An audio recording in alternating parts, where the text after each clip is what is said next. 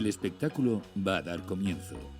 Por favor, disfruta en silencio y comparte tu experiencia en redes sociales, etiquetando al festival y a los podcasters. Recuerda, del 9 al 13 de mayo, Madrid se convierte en la capital mundial del podcast en español, con actividades en las distintas sedes que puedes consultar en estacionpodcast.com.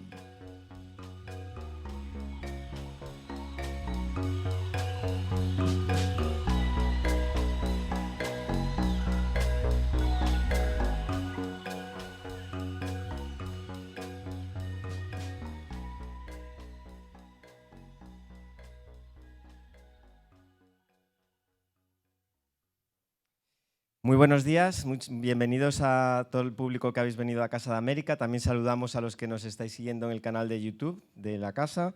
Seguimos con Estación Podcast en esta tercera jornada y empezamos hoy con una mesa en la que vamos a hablar de modelos de negocio y de desarrollo de contenidos. En esta mesa tendremos el lujo de contar con Eduardo Alonso, Head of Podcast for Southern and Eastern Europe en Spotify, Olayo Rubio, CEO de Convoy Network, Alessia Di Giacomo, directora de plataformas en Radio Televisión Española, Megan Davis, Managing Director en Acast, Diego Barrazas, CEO de Dementes y como presentador y moderador, Tony Garrido, CEO de Sanora. Os pedimos un fuerte aplauso para recibirles.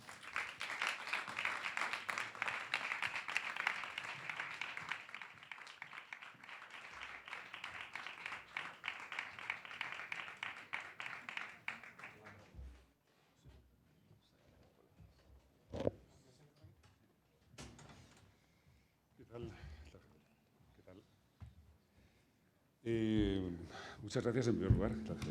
Gracias a todos por venir a estas tempranas horas de la mañana. Como veis, esta es la mesa dedicada a la monetización, a los dineros, más nutrida, y lo es porque las penas compartidas son menos penas. Vamos a hablar de la monetización, de cómo somos capaces de ganar dinero, de los modelos de negocio y del desarrollo de contenidos. Y lo vamos a hacer con mentes muy brillantes como la de Alessia Di Giacomo, que es la directora de plataformas de Radio Televisión Española. Alessia, muy buenos días. Gracias a todos por estar aquí, gracias a Estación Podcast por invitarnos, encantados como Televisión Española de compartir este momento con vosotros. Vale, al lado de Alessia está Megan Davis, que es la directora general de Acast. Megan, muy buenos días. Buenos días, sí, lo mismo, gracias a todos, gracias a la Estación Podcast por tenerme aquí. Es un placer, Megan. A mi lado está Edu Alonso, el jefe de podcast. Es mucho más largo jefe de podcast de Spotify en muchos sitios. Edu, bienvenido. Gracias, Dani. Muchísimas gracias. Y a su lado, Diego Barrazas, que es el CEO de Dementes. Diego, bienvenido. Gracias. Si en algún momento aparece por ahí Olayo, decirle que es aquí. ¿Vale? Si alguien es que yo no sé cómo es. Si Olayo Rubio apareciera, nos avisas, ¿vale? Vale. Bueno, en primer lugar, el tema es complicado, los modelos de negocio. Yo voy a empezar con una pregunta que es la mayor. ¿Existe un modelo de negocio en el audio? Diego.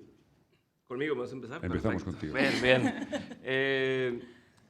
Es que son muchos modelos, muchos formatos. Creo que la conversación últimamente se ha quedado en cómo hacer que del podcast específicamente salga dinero, pero se nos olvida que el podcast es una forma de atraer una audiencia y una vez que tienes acceso a una audiencia, pues tienes un montón de formas en la periferia de poder monetizar o generar un ingreso. Y entonces, yo creo que lo que hay que enfocarse cuando estás haciendo podcast no es nada más en cómo puedo sacarle lana al podcast, sino aprender todas esas herramientas que están por fuera en las que podemos generar un montón de ingresos, ¿no? Desde los eventos, desde temas de cursos, desde newsletters.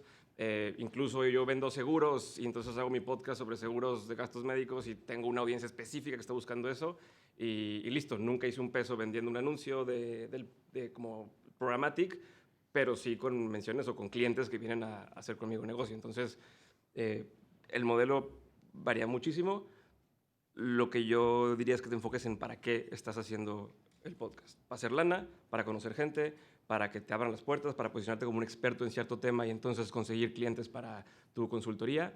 Y teniendo eso claro, es donde puedes decir, me importa o no estar en el top 10 de todo Spotify, o me importa o no que Coca-Cola quiera hacer conmigo un anuncio, pues depende a quién le estoy hablando y están o no están en X plataforma, en TikTok, en Instagram o demás.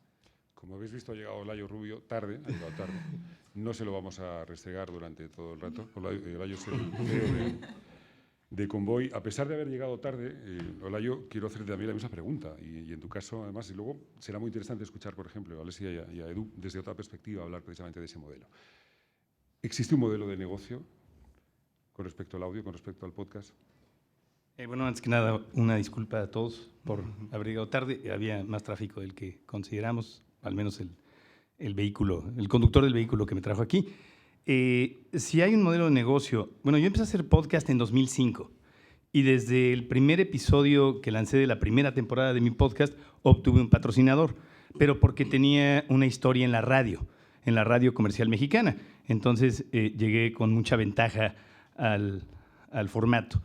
Entonces, durante varias temporadas, de 2005 a 2013, se me facilitó obtener un patrocinador para el podcast.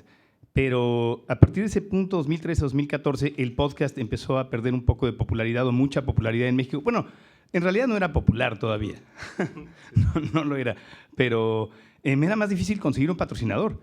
Y ahí es cuando decidí, entre 2014 y 2015, lanzar una plataforma de suscripción con un modelo de suscripción con renovación automática, un modelo de paga que tiene un muro de pago, cuesta el equivalente a 4 euros en México, una suscripción mensual, y ese es el modelo de negocio que tenemos desde marzo de 2016 hasta el día de hoy. Afortunadamente ha resultado no extremadamente exitoso, pero sí funcional. No voy a decir que ha sido fácil, ha sido complicado convencer a la gente de que pague por algo que históricamente ha sido gratuito, ¿no? O sea, en realidad la radio siempre ha sido gratuita. Bueno, al menos eso cree el escucha, ¿no? El público cree que es gratis, en realidad están pagando un precio. Ellos son el producto, ¿no? El público termina siendo el producto que los medios terminan vendiendo a patrocinadores. Pero nosotros decidimos lanzar esta especie de Netflix de podcast en 2016 y todo lo que hacemos es contenido original y exclusivo, lo producimos internamente, tenemos más de 120 títulos en esta plataforma y, por ejemplo, Spotify nos considera un competidor en México. Nosotros vemos a Spotify como un Goliat, ¿no? Y nosotros somos David, pero hasta hace poco, hasta hace unos días, nunca habíamos lanzado nada en Spotify. Todo ha sido exclusivo, todo ha estado detrás de nuestro muro de pago y lanzamos un podcast hace unos días y mañana vamos a lanzar otro, que es la 10ª temporada, el primer capítulo de la 10ª temporada de ese podcast que lancé en 2005. Y lo vamos a hacer aquí en Estación Podcast, por lo que estamos sumamente agradecidos y emocionados. Pero esa ha sido la historia. Entonces, sí, nos ha funcionado bien y ese es como el modelo para monetizar lo que hacemos. Es a través de un acuerdo con los usuarios, a través de un acuerdo con los escuchas, con los podescuchas, de que paguen a cambio de que no haya publicidad, o sea, en general no haya publicidad intrusiva y a cambio de tener acceso ilimitado a todo el catálogo que presentamos. Vale, tenemos suscripción. Tenemos lo que nos contaba Diego, que era un modelo mucho más abierto, donde el podcast era el motor de algo que iba un poco más lejos. Antes de conocer, insisto, las perspectivas de Edu y de Alessia, que van a ser muy interesantes, que están al otro lado, Megan, en vuestro caso, ¿es interesante? ¿Hay negocio para vosotros en el mundo del podcast?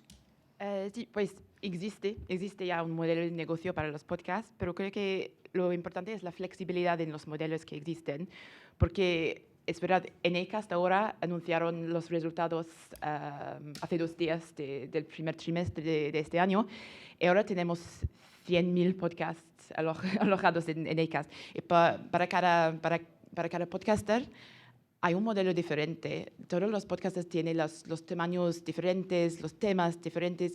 Entonces, para nosotros lo que vemos que es importante es la flexibilidad y la combinación de modelos. Membresía, suscripción, sí, pero lo que es más importante para nosotros es que estos productos, estos servicios, estos modelos funcionan en todas las plataformas de escuchas. Somos muy interesados en este ecosistema abierto para hacer crecer la audiencia de tu podcast. Es muy importante estar en todas las plataformas para tener la oportunidad a hablar con la audiencia donde eligen escucharlo. Y pues para nosotros tenemos Acast Plus ahora, que es nuestra oferta de membresía que funciona en todas las plataformas y también la parte publicidad, por supuesto. En esta parte hay muchísimas maneras de comprar, programática, menciones, branded content, y todo esto depende en el tamaño de podcast, en la parte de desarrollo de podcast donde eres. Entonces, sí, existe, pero depende del tipo de podcast. Tenemos los podcasts muy, muy exitosos con muchísimas ofertas de publicidad, de menciones en el podcast, pero también los podcasts muy de nicho que necesitan algo más con la parte membresía para ganar tu dinero. Y al final, para nosotros, lo que es importante es que los podcasters pueden ganar su vida de su contenido y de su arte. Y entonces, para nosotros, una combinación de todos los modelos y tenemos seguir una flexibilidad con los modelos, es lo que es importante, creo. Sería interesante conocer la opinión también de las centrales y las agencias, que finalmente son las que acaban derivando esa publicidad que en último término debería llegar a los podcasters. Alesia y Edu representan, insisto, modelos distintos y en el caso de Alesia además es el modelo público, con responsabilidades, con cometidos y con objetivos que no siempre tienen que ver con un éxito de audiencia, sino una representatividad, ¿verdad? Sí, para Televisión Española evidentemente la monetización no es el objetivo principal. Nosotros nos movemos en un mercado, fuera del mercado, estando presente en el mercado, evidentemente. Eso es un poco como el amor, ¿no? Cuando no estás es cuando más presente estás, en el sentido de que nosotros no estamos en el mercado publicitario, pero estamos muy presentes, ¿no? Porque de alguna forma determinamos lo que pasa, ¿no?, alrededor, por lo menos en la parte audiovisual. En la parte de audio es todavía más complicado pensar en un modelo de monetización porque la radio es una tradición gratuita para Televisión Española y en este momento doblemente gratuita porque no solo ofrecemos nuestro contenido sin publicidad en nuestras propias plataformas, sino también las distribuimos gratuitamente en las otras plataformas. Entonces, hasta ahora el objetivo ha sido la difusión del contenido, hacer llegar ese contenido que se produce en Televisión Española al mayor número de personas. También es verdad, ya desde un punto de vista más económico, que los modelos para ser sostenibles también se tienen que basar en un modelo de negocio. Entonces, bueno, es un debate abierto porque para garantizar la cantidad y la calidad a largo plazo también hay que pensar cómo remunerar ese contenido para poder producir más y mejor. Y en ese debate estamos, en el sentido, bueno, Televisión Española nunca va a optar por un modelo de suscripción. El contenido de la radio está al margen de todo este debate. Posiblemente para el podcast pues, se puedan pensar en un futuro modelos de remuneración externas al entorno de Televisión Española. Déjeme, voy a felicitar porque ayer se presentó además la extensión de ese informe de la Universidad de Lebrija. Me parece que es fabuloso el trabajo que habéis hecho, sobre todo porque nos da mucho. Hoy vamos a hablar de muchas cosas puestas en práctica, pero ese informe habla mucho, precisamente, y con profundidad además, enhorabuena, insisto, de los dineros, de cómo sobrevivir a un entorno que además no sabemos si está subiendo o bajando. O sea, hay un momento que no sabemos si el podcast va para arriba o va para abajo. ¿Tú qué opinas, Edu? Para arriba, sin duda. Sabemos que no es flor un día, ¿no? Nosotros como plataforma, y volviendo un poco a la pregunta del modelo de negocio, obviamente como plataforma de música, audio, podcast, audio en general, tenemos un modelo freemium donde combinamos la parte más de ad-supported, o sea, con anuncios en abierto o gratis, y la parte premium, más en la parte de la música. Sin embargo, en la vertical de podcast, la experiencia de usuarios es exactamente la misma, seas un usuario free o un usuario premium, y tienes acceso a todo el contenido. Y lo que hemos pretendido con esto también es intentar dar a los creadores las herramientas para que ellos un poco busquen su camino y su hueco para poder realmente llegar a esa monetización y a ese modelo de negocio que cada uno, y coincido con Megan, que cada proyecto, cada creador puede encontrar en diferentes formas de encontrar su subsistencia, ¿no? Entonces, nosotros desde el inicio lo que hemos planteado es que lo que ocurría hace algunos años, y creo que ha habido varias barreras que no han permitido que el podcast y la monetización del podcast se desarrolle a la velocidad que lo han hecho otros medios, es intentar de alguna forma dotar o avanzar en la tecnología para dotar a los creadores de aquellas herramientas que les van a permitir poder realmente sacar rédito de esto, ¿no? Mientras que el consumo, había un estudio en Estados Unidos que decía que mientras que el consumo del audio y del vídeo están bastante parejos en Estados Unidos, la inversión publicitaria en vídeo es 7 veces más grande que en audio, ¿no? Y esto ha venido ligado a varias cosas. Una de ellas es la tecnología asociada a la distribución RSS, que al final tiene sus limitaciones, la dinámica de insertion, que es la tecnología principal hasta ahora, que también tiene sus limitaciones, cómo se atribuye ese anuncio que se sirve. Eso ha creado cierta desconfianza en algunas marcas y creo que eso hay que romperlo, y para eso estamos trabajando desde Spotify también, para dar un cambio en esta tecnología a través del streaming and insertion, y de alguna forma esa atribución suceda de forma correcta, ¿no? Y aparte de eso, darles otras herramientas, porque al final lo que pasaba antes es que solo las grandes corporaciones con una fuerza comercial potente eran capaces de encontrar estos acuerdos, sea branded content, sea un sponsor, sea tal, ¿no? Y al final, en Spotify ahora mismo tenemos más de 5 millones de podcasts. Muchos de ellos son de creadores independientes que han empezado su podcast con pocos recursos. Las barreras de entrada son bajas, pero también las limitaciones a la hora de poder monetizarlo, ¿no? Y eso es lo que hemos querido romper, ¿no? Y al final lo que hemos querido hacer, y esta semana justo sacábamos la nota de prensa del lanzamiento del Audience Network en Spotify, es poner un poco todo nuestro know-how y todo nuestro equipo al servicio también de los creadores para permitirles monetizar su contenido. Entonces, la idea a través de Megaphone, que es una empresa del ecosistema Spotify, que fue adquirida en 2018, es dar ese servicio a los partners para decir, oye, a lo mejor yo no tengo ni la tecnología ni el equipo comercial para desempeñar esta tarea comercial y realmente conseguir buenos acuerdos. Me viene bien que Spotify o el equipo comercial de Spotify lo haga en nuestro nombre, ¿no? Entonces, al final, lo que pretendemos con Audience Network es crear esta red de anunciantes que puedan, de alguna forma, comprar el inventario de creadores, no solo de nuestro contenido original y exclusivo, que esto ya lo hacíamos el año pasado, sino a partir de ahora también de nuestros partners a través de Megaphone, ¿no? Entonces, esto, sumado al modelo de membresía o suscripción, que también es posible, y que tú, si tu podcast lo quieres poner bajo la pasarela de pago dentro de Spotify, también lo puedes hacer. Intentamos como dar las múltiples opciones a los creadores para que cada uno encuentre su camino y encontrar un poco el modelo de subsistencia. Quiero nada más agregar algo. ¿Quién de aquí tiene un podcast? ¿Le puede levantar la mano, por favor? De los que tienen la mano arriba, ¿quién de aquí ya hace dinero de ese podcast? Baja la mano quien no haga dinero de ese podcast ahorita. Ok, exacto. Algo que nada más quiero dejar claro, porque suena muy padre lo que estamos diciendo, y es algo que no se hable cuando yo empecé nuestro podcast hace casi 8 años. Todas las plataformas están con esta onda de, y no lo digo por así, pero queremos ayudar al creador y queremos hacer que tengan más opciones de monetizar y demás. El problema está, por ejemplo, Apple cuando sacó de ya puedes tener suscriptores.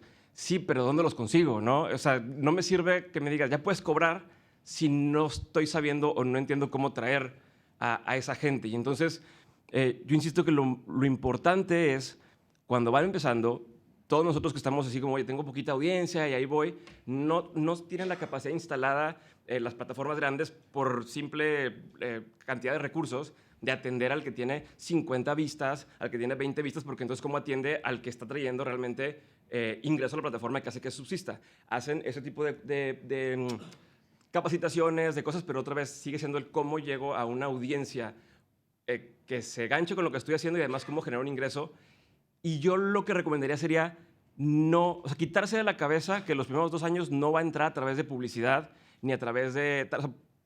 porque es pensar en quiero hacer números muy grandes, aunque puedas conectarte a hacer Dynamic Ads y demás, te van a pagar el CPM de ¿qué? Va desde los $25 y bien te va a los $8, $4. Entonces vas a ganar $4 por cada 1000 descargas.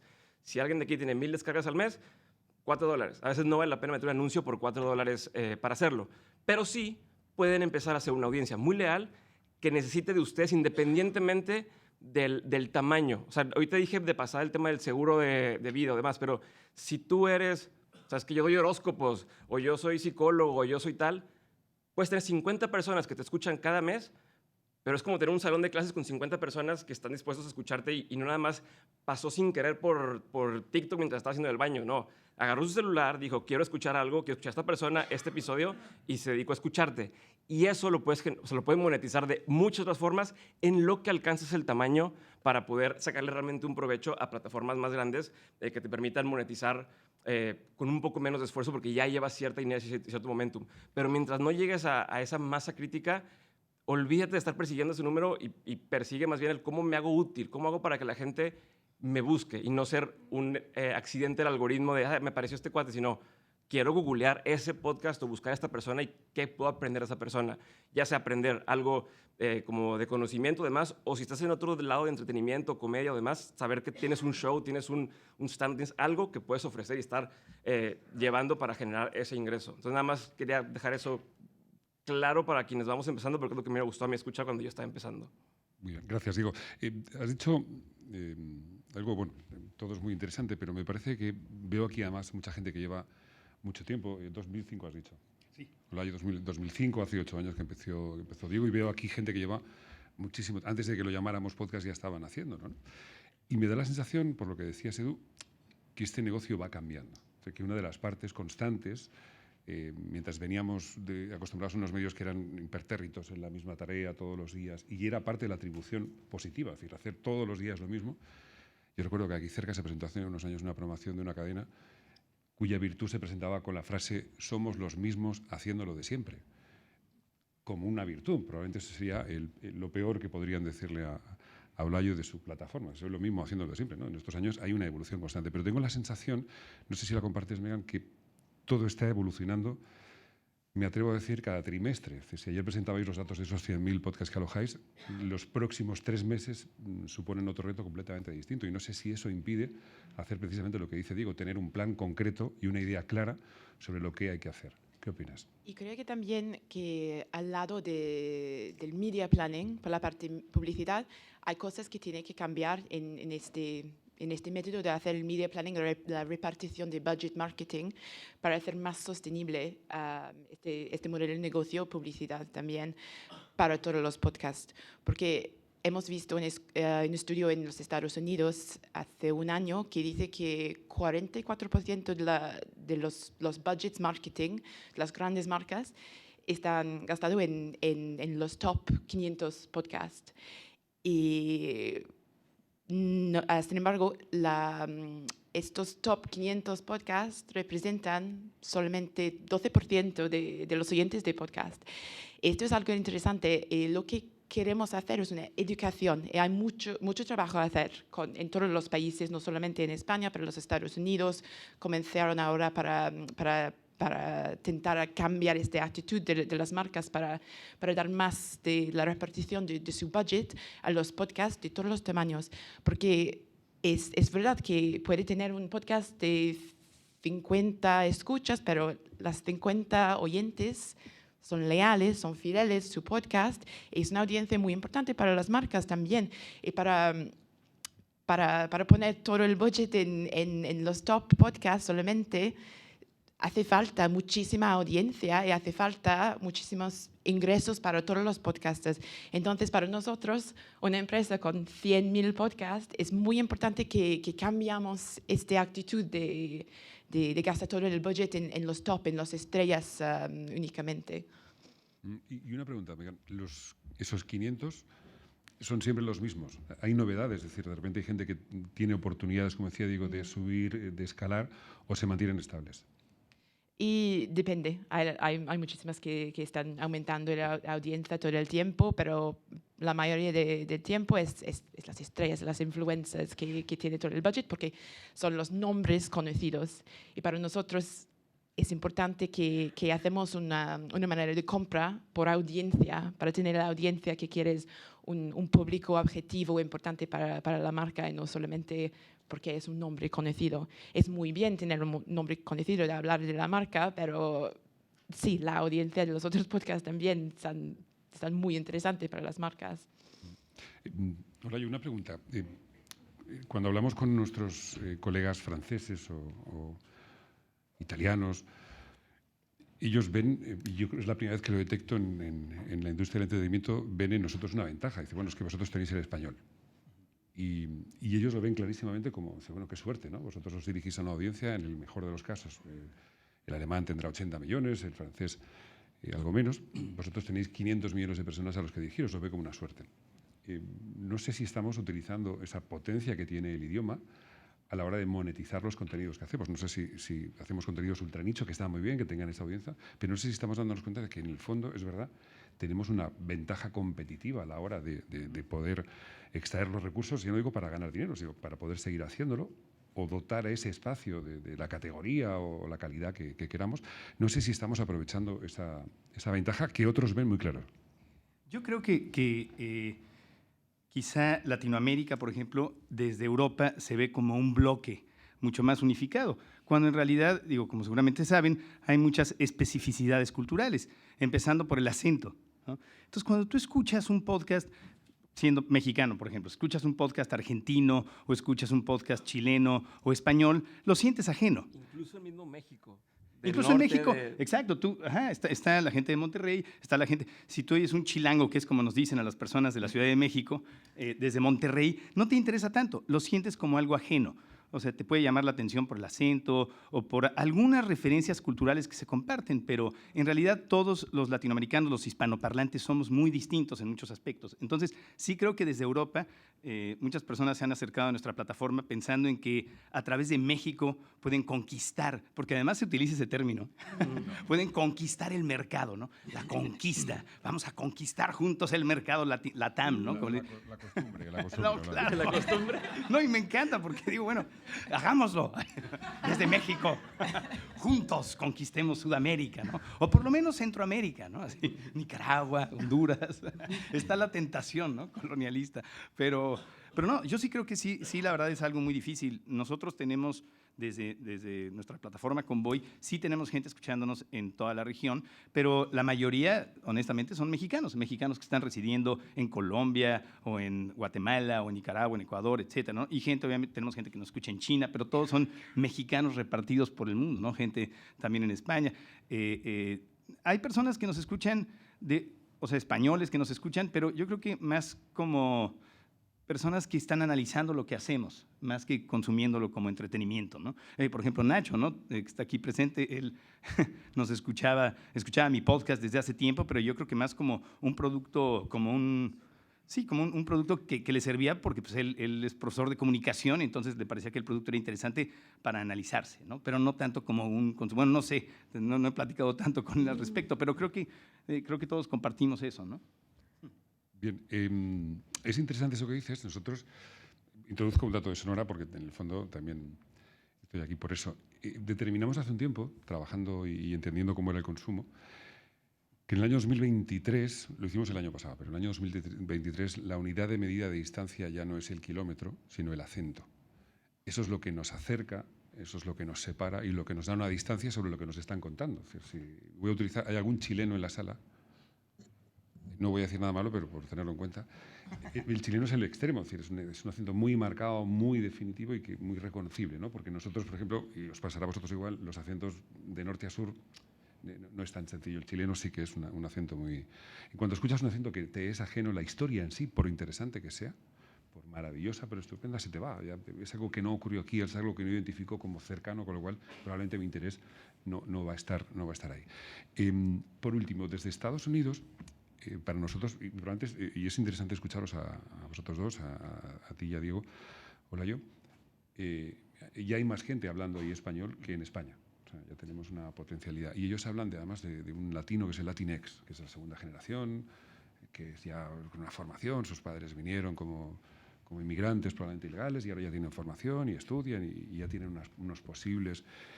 La sensación que tenemos desde aquí es que en cuanto tienen posibles directamente se va al inglés, es decir, abandona nuestro idioma y empieza a consumir otros productos que tiene una oferta extraordinaria. ¿Tenéis esa sensación igual desde ahí?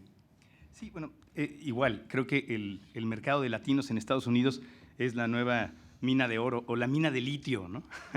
Para ser más contemporáneos.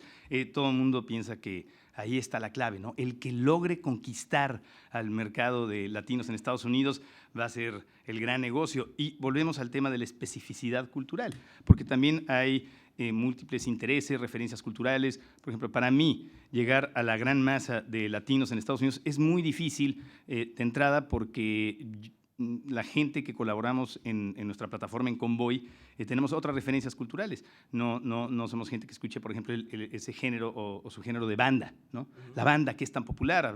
Hay un grupo que se llama Grupo Firme, que es en este momento la gran sensación en México y en Estados Unidos.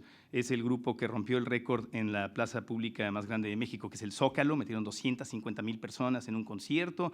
Entonces, nosotros yo no conozco el nombre de los integrantes de Grupo Firme, por ejemplo. No conozco el nombre de una sola canción. Entonces, es difícil. Habrá alguien que pueda hacer un podcast, pero mucha de esa gente no escucha podcast también, ¿no? Escuchan radio todavía. Entonces creo que es complicado entrarle.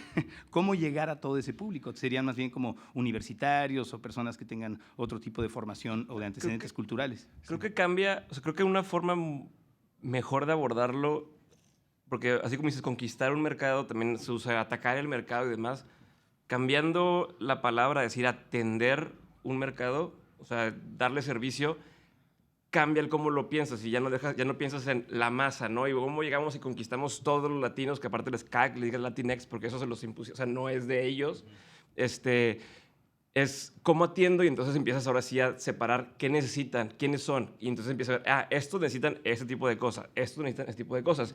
Hay una generación que quiere la nostalgia y quiere ver cosas en español de cuando vivía en su país, tal. Están los chavitos que dicen, yo quiero ver otra cosa. Pero el simple hecho de cambiar, atender, contradecir, atacar o conquistar, el approach o el acercamiento se vuelve otra la forma de resolver el problema, y creo que eso atiende un poco a lo que estás diciendo pues que a mí me gusta la banda, pero a mí me gusta no sé qué, pero a mí me gusta esto otro. Nada más es pensar en quién quiero atender, y otra vez también salirnos de la narrativa de esto que mencionas, Tony, de que hay mucha audiencia en español y un montón, pero no necesito llegar a todos esos.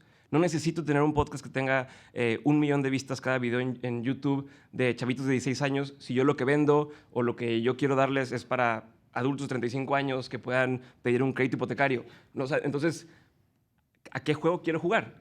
Y tenerlo claro y decir cuánta gente realmente necesito o qué tipo de gente necesito que escuche esto para que haga sentido económico. En tu caso, que tienes una red cerrada, es igual. Es cuánto necesito o a qué tipo de gente tengo que llegar y dónde está esa gente. No es quiero tener a todo el mundo, porque luego también es ahora estoy en el juego de atender a todo el mundo todo el tiempo y nunca te vas a terminar de dar abasto, a menos que sea una super compañía con... En cualquier caso, Diego, ante la duda, ¿qué hacer si vea por el del 1.000.000 de oyentes? Has dicho algo, te refieres a esa gente, y lo digo y sé que lo haces con cariño, has dicho esa gente que estaba viendo al Grupo Firme en el Zócalo, que escuchan radio todavía. Como, pobrecito, ¿no? Todavía están... no, y esto me lleva de nuevo a ti, Alesia, porque la función, y es una doble pregunta. Uno es, vosotros desde siempre, Televisión Española, Radio Televisión Española tiene una misión que es también llegar al hispanohablante. Allá donde se habla español tiene que estar muy bien representada, además, Televisión Española, y lo hace con especificidad muy concreta.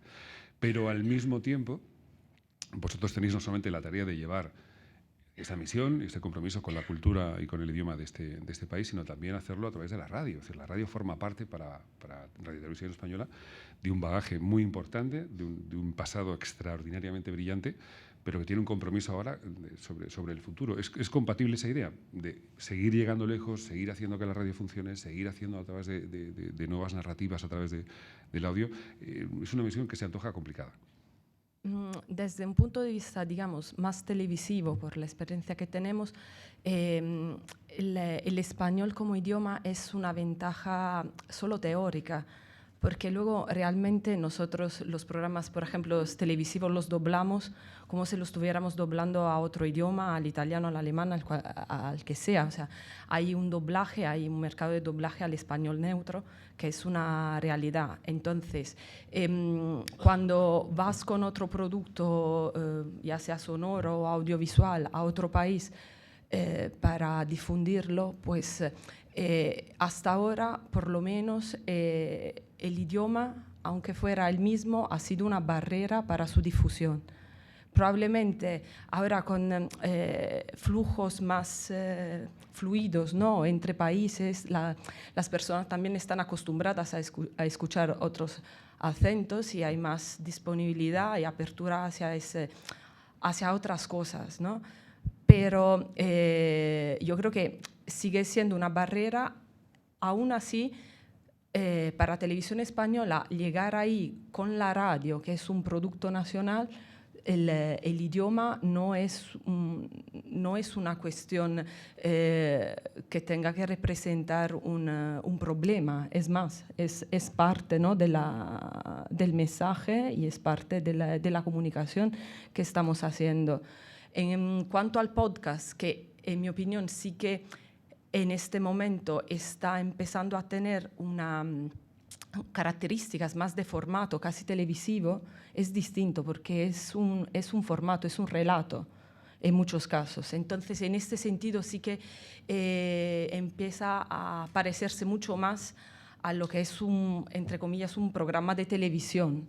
Y ahí sí que la barrera del idioma puede ser mayor, pero en cuanto a los programas radiofónicos, en absoluto. Vamos a hablar enseguida del contenido. Vamos a hablar de los modelos y enseguida hablamos de contenidos.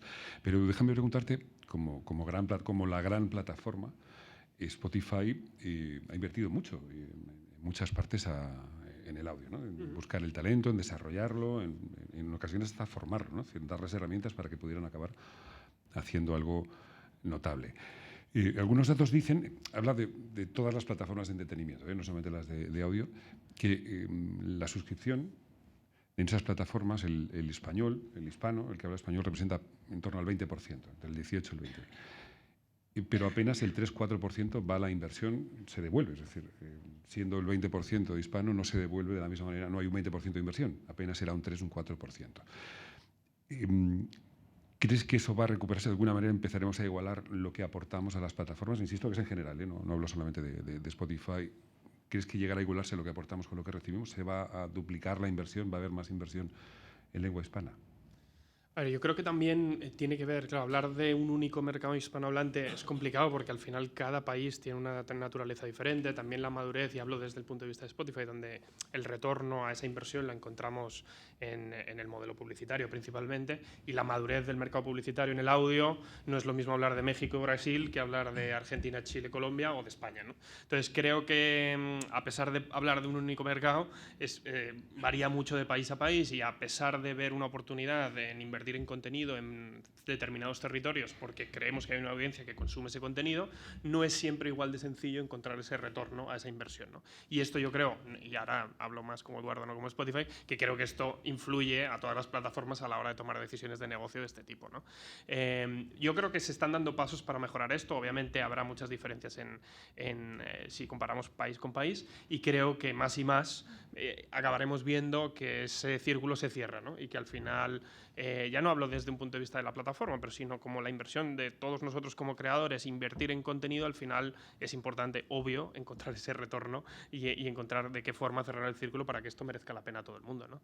Y volviendo un poco a la anterior pregunta, Tony, perdonad que discrepe un poco con mis compañeros, porque es verdad, creo y estoy de acuerdo con que hay muchas especificidades, y lo decía también el modelo de monetización, dependiendo de cada mercado, y que no es un único mercado hispanohablante y que se pueda considerar todo un uno, pero sí que creo que hay grandes casos de éxito que me animan a pensar a que si tienes una buena idea, y da igual que lo hagas en argentino, con acento español de España, con acento mexicano, que creo que puedes llegar a una audiencia global hispanohablante, ¿no? El caso 63, ¿no? Iba a hablar ahora mismo de Caso 63 porque creo que es un muy buen ejemplo de cómo una ficción chilena... En chileno.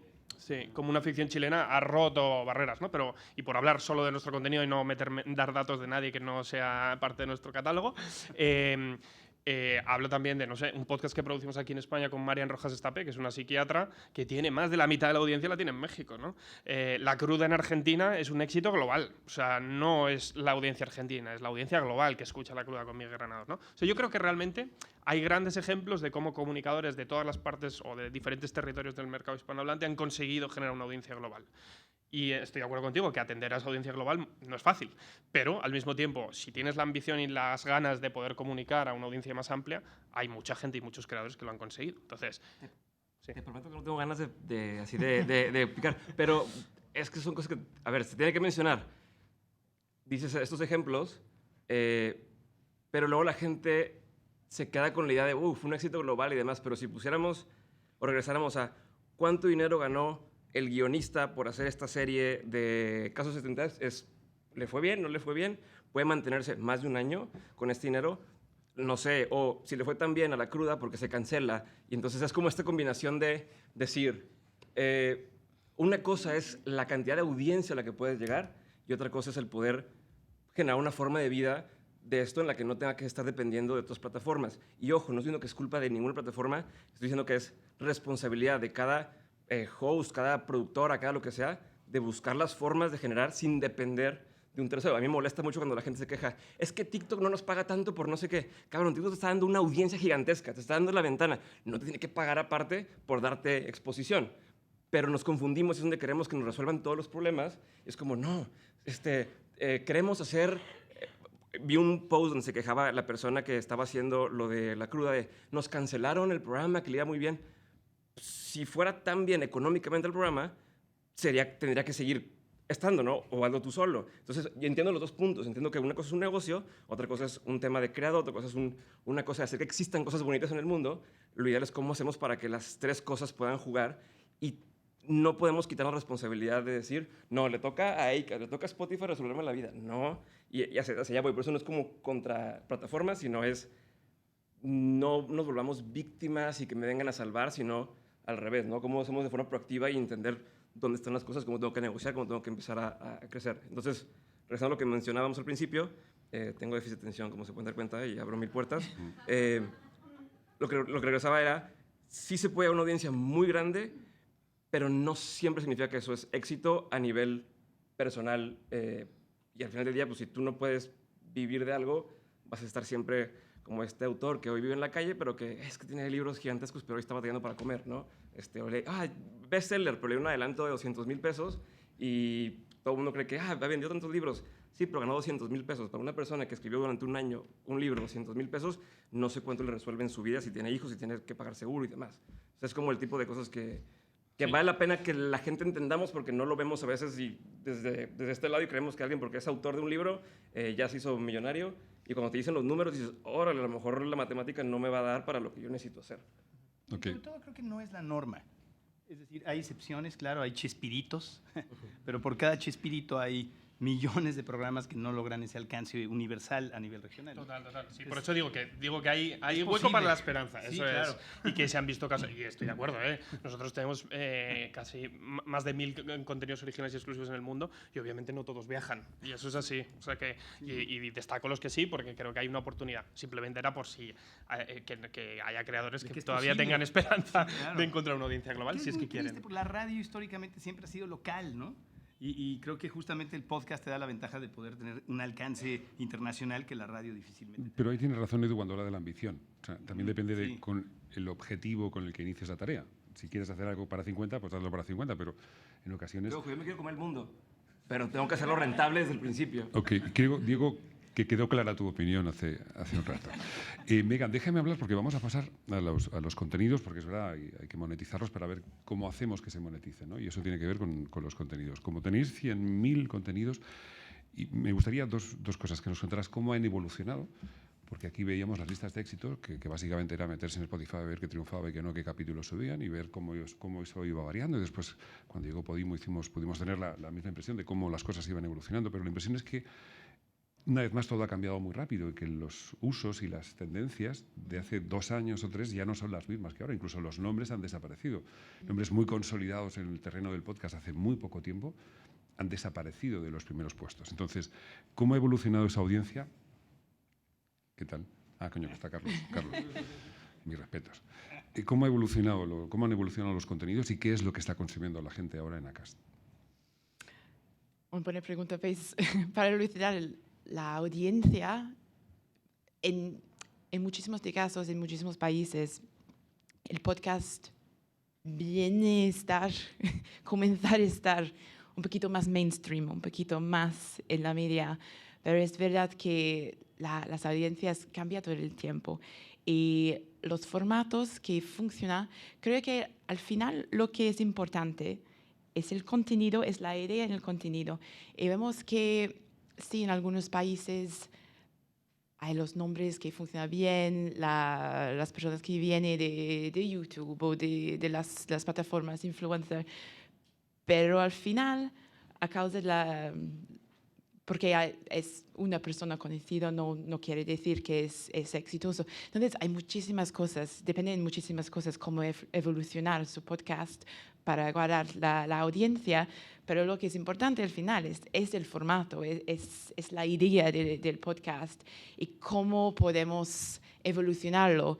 Y pues vemos, para hablar un poquito de esta pregunta de Latinoamérica y si el contenido viaja, tenemos algunos casos de éxitos como Se Regalan Dudas, por ejemplo. Tienen muchísimas escuchas en Colombia, en Argentina, aquí en España, pero están los podcasts que vienen de México.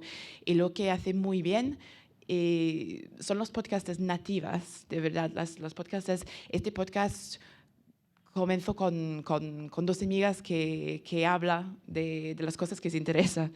Pero lo que hace bien para evolucionar sus ingresos, evolucionar su audiencia, es poner una extensión de ahora que tienen una audiencia, tienen la posibilidad también para hacer los eventos en live, para hacer los libros. Entonces creo que podcasting hace parte de algo mucho más creativo y mucho más diverso. Y pues sí, estoy de acuerdo, tenemos las oportunidades para las otras maneras de ganar dinero y para evolucionar su audiencia. Y esto puede estar, sí, los eventos en live, una idea de membresía con contenido en bonus o algo. Hay muchísimas maneras de hacerlo. Depende del tema, pero lo que es importante es el contenido. Si el contenido es bueno, si es una idea que es original y que funciona bien con la cultura del país donde sale tu podcast, puede tener un largo término de vida. Pues.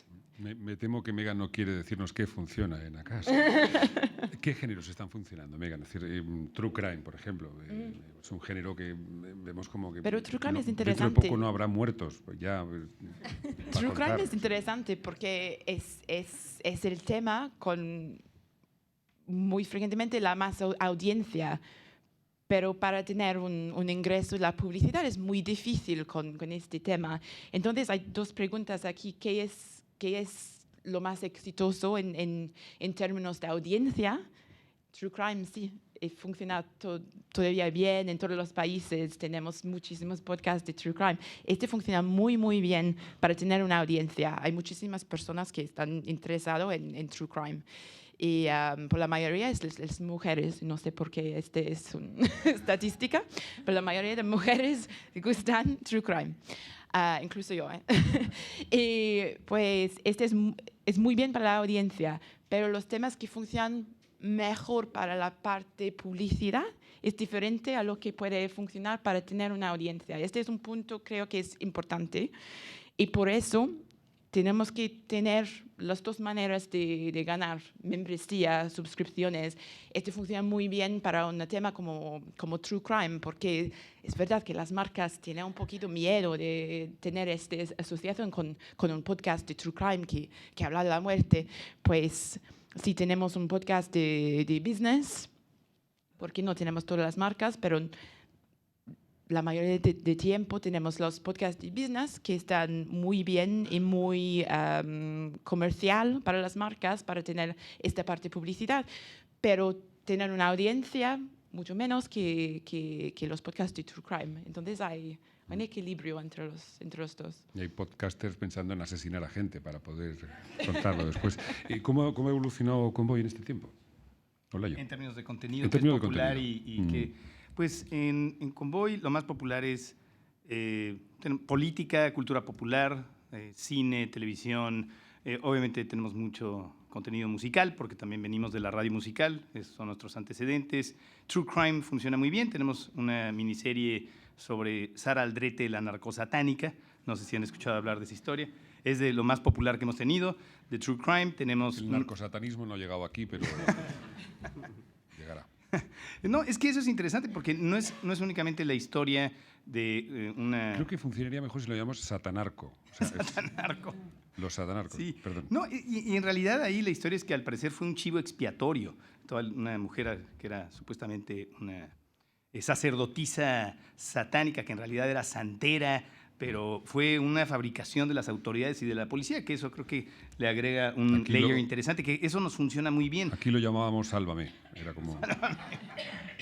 Tenemos, por ejemplo, saben que también son populares en sus plataformas, seguramente también los podcasts de teorías de conspiración. Vivimos en la era dorada de las teorías de conspiración y tenemos uno titulado Conspiranoicos, que en realidad es una sátira de todas las teorías de conspiración. Es un podcast de humor, funciona muy bien. ¿Entiende todo el mundo que es sátira? No sé, pero yo espero que sí. Espero que sí. Algunos quisieran que no fuera sátira, pero también tenemos uno llamado Conspiraciones Verdaderas, de conspiraciones que resultaron ciertas, como Watergate o la que sea, ¿no? Eso funciona muy bien. ¿Qué más tenemos? Pues básicamente yo creo, deportes, hemos impulsado mucho deportes, ha ido creciendo, ha costado trabajo, creo que es un género, una categoría que a todos yo creo que nos ha costado trabajo, pero tenemos el ejemplo de The Ringer en Estados Unidos, toda la compañía de Bill Simmons de ESPN, y la verdad es que aquí en México creo que no hemos logrado, no sé, bueno, ustedes tendrán mejores estadísticas en Spotify, pero no hemos logrado que despegue, y nosotros le tenemos mucha fe a deportes, ¿no? Sobre todo por el fútbol, y ahí vamos. Vale, quedan 10 minutos y es oportuno, casi necesario que hagáis preguntas. Hay una mano, no he terminado de decirlo, y hay una mano levantada, así que hay muchas ganas de conocer. No sé si tenemos un micrófono por ahí o lo hacemos a viva voz. Vale, como te vamos a escuchar mientras viene el micrófono, con que levantes un poco la voz te escuchamos. Para el stream. Es verdad que estamos en streaming. Un saludo. Gracias, hola, Daniel Bravo. Hay un tema que está en todas partes, es el año de la inteligencia artificial, pero no se ha hablado todavía mucho en los foros de cómo considerarla, integrarla, rechazarla tal vez. Hay un movimiento ya de locutores que se dice, bueno, hay inteligencia artificial para sustituir nuestras voces, o de guionistas, ¿no? Entonces, ¿qué opinan ustedes de la integración o no integración de estas herramientas de inteligencia artificial al mundo del podcast y de la creación en general? ¿Que nos van a reemplazar a todos y se va a acabar la humanidad? Eso. Yo creo que al parecer. Yo creo que nos fumigan. Es que escuché un podcast muy bueno como hoy. En ECAST hemos hecho un estudio sobre la inteligencia artificial este año. Es disponible en nuestro sitio web, creo. Y los oyentes de los podcasts son muy interesados en lo que puede dar los podcasts, pero más al lado de las ideas de crear los contenidos. Creo que nadie quiere que tenemos las voces artificiales que comienzan a hablar en los podcasts, pero para la ideación de los podcasts, sabemos ahora, según este estudio, que los oyentes de podcast están muy interesados en este tema. Edu. Sí, yo creo que como cualquier disrupción tecnológica, al principio genera mucho miedo hasta que primero se regula, obviamente, y se encuentra cuáles son los límites morales y casi legales de las herramientas, y se descubre cuál es el potencial real, ¿no? Yo creo que la inteligencia artificial, machine learning, como lo queréis llamar, ha traído muchas cosas buenas también. Desde la parte de descubrimiento de contenido y cómo personalizar la experiencia de usuario, creo que tiene tremendo potencial el entender qué necesita y qué quiere cada usuario en cada momento, y eso puede ayudar mucho a descubrir nuevo contenido, a impulsar nuevos creadores y hacer la experiencia realmente única, ¿no? Cuando viene, hablando de la creación, hablábamos de las voces sintéticas. Yo también creo, y Tony, tú te acordarás de X-Ray cuando lo hicimos con vosotros, que al final se utilizó una voz sintética para hacer una narración que ayudaba perfectamente la narración y que cumplía un papel muy importante dentro de la narración, que era sustituir la voz de Francisco Franco dentro de un documental sonoro, ¿no? Yo ahí creo que la función que cumple dentro de este proyecto creativamente aporta, no es algo que reste, ¿no? Creo que haciéndolo con criterio y siempre mirando por el bien de la creatividad al final del proyecto último y del servicio al oyente, yo creo que hay hueco para seguir trabajando y explorando posibilidades. Sí, la pregunta en el fondo es como el motor de explosión. La tecnología es buena. Y la tecnología en general en nuestra vida nos ha venido muy bien y ha servido para muchas cosas. Como dice Edu, nosotros hace unos años, con Federica, que está por aquí, Federica Tremolana, nos sentábamos a hablar yo creo que es el primer gran podcast en español que pretende serlo, además, que nace con la intención de ser un punto y aparte. que es la historia de Juan Carlos, que se llama X-Ray, y que tenía un reto y era contar una historia de alguien que llevaba 50 años en la luz. La primera es, pues es que lo conocemos todo de él. Después hemos descubierto que no conocíamos absolutamente nada de él. Pero entonces el reto ya es un personaje muy conocido.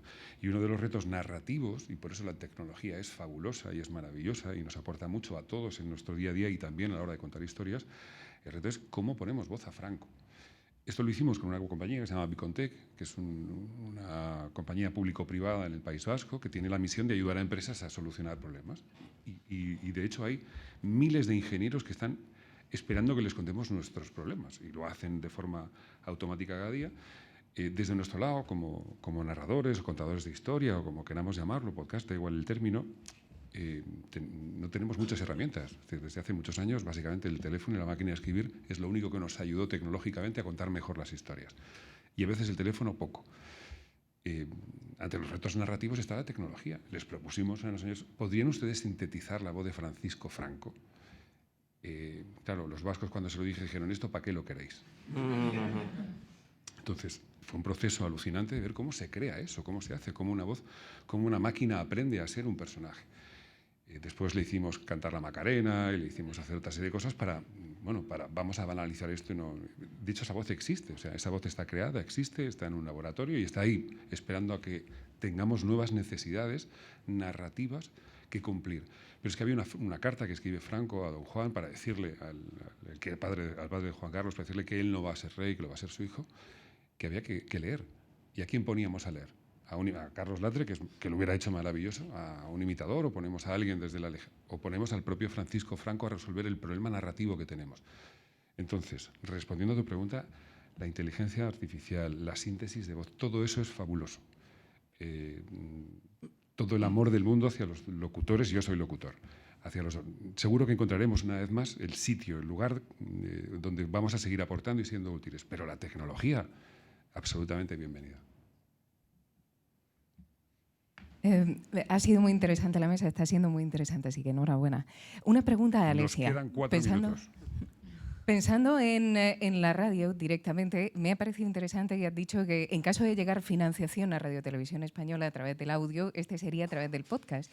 Y esto me lleva a pensar a algo que me parece que no se está haciendo actualmente en la radio y me sorprende mucho, que es el no tener productos o contenidos que sean combinados. Productos que sean combinados de radio, de emisión en directo y de podcast.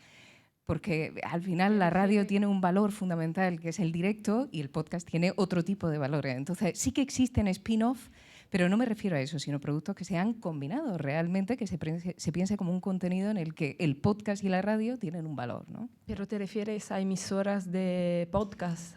O sea, emisoras lineales de podcast. No, me refiero a contenido en radio, contenido en directo de radio, y me refiero a que ese contenido dirija a un contenido que va a estar en plataforma. Vosotros tenéis vuestra plataforma, así que sería muy sencillo, y que la propia plataforma dirija al directo también, ¿no? De alguna manera. Me sorprende que no haya ese tipo de contenido en radio. Televisión Española hasta ahora ha estado muy enfocada a la radio, ¿no? como concepto de audio, y realmente nos estamos abriendo casi, ¿no? Desde hace muy poco al podcast. De hecho, hay ahora una línea de podcast que acaba como casi de nacer. Y estamos todavía, digamos, estudiando cuáles son las dinámicas y el diálogo necesario entre el mundo de la radio y el mundo del podcast. Por ejemplo, todos los podcasts o los productos digitales bajo la marca Radio 3 Extra es digamos, a lo mejor el ejemplo, ¿no?, más cercano a lo que puede ser la fusión entre un concepto radiofónico y más de podcast, pero evidentemente es algo que estamos mirando, ¿no? También cómo trasladar al podcast lo que son los valores de Televisión Española y lo que son los valores relacionados a la radio, ¿no?, en concreto. Y también quería apuntar otra cosa. O sea, pensando en el futuro, ¿no?, en los modelos de negocio, aunque Televisión Española evidentemente no está en esta guerra, ¿no?, en este mercado, ¿qué podemos hacer desde Televisión Española? El mercado publicitario es algo que finalmente no va a poder sostener una producción tan amplia de podcasts y de productos en general. Entonces es algo que ahora mismo parece interesante, pero que tiene un recorrido posiblemente no muy, muy largo para sostener económicamente el podcast. ¿Qué puede pasar? Que la diversidad que hay ahora, ¿no?, se vaya reduciendo, porque finalmente los productos buenos costarán, aunque es verdad que el coste, ¿no?, de entrada es mucho más bajo respecto a un producto audiovisual, pero la calidad sigue costando dinero. Entonces, es posible que toda esta diversidad finalmente se vaya reduciendo hacia menos productoras, menos creadores, y Televisión Española en este sentido sí que puede ser el espacio, ¿no?, donde pueda seguir habiendo esta diversidad, justamente porque estamos un poco al margen de los modelos de negocio y primamos otro tipo de concepto, ¿no?, que es ofrecer un contenido distinto y un contenido que también vaya cambiando según cambien las audiencias, los hábitos, y también el podcast nos da una oportunidad de llegar a un público que posiblemente ahora respecto a la radio se haya quedado muy atrás. O sea, hay gente de una franja de edad relativamente joven, o sea, tan joven como nosotros, que ya no escucha la radio, pero que sí escucha producto sonoro, audio, ¿no? Y que Televisión Española tiene el deber, ¿no?, de recuperar y de llegar, y creo que eso es el reto, ¿no?, pero es también una oportunidad para todos, ¿no?, sobre todo los creadores. Nosotros, que hace ya tiempo que somos jóvenes. Sí. Ayer, de hecho, de lo que hablas, hubo una gran muestra ayer, justo en este podcast, sobre cómo la audiencia joven, que no sabe lo que es la radio, llena sitios cuando tiene una alternativa que les interesa. Nos hemos quedado sin tiempo, ¿verdad? No digas así, que tampoco hemos hablado tanto. O sea. Muchísimas gracias, Alessia, Megan, un verdadero placer. Diego, Edu, Olayo, que apenas llegó tarde, no se lo hemos dicho durante este rato. Muchísimas gracias. Vamos a estar aquí un rato, si queréis. Continuamos aquí, acabamos, pero seguro que hay algunas preguntas o algo que ofrecer a nuestros contertulios. Muchísimas gracias a todos.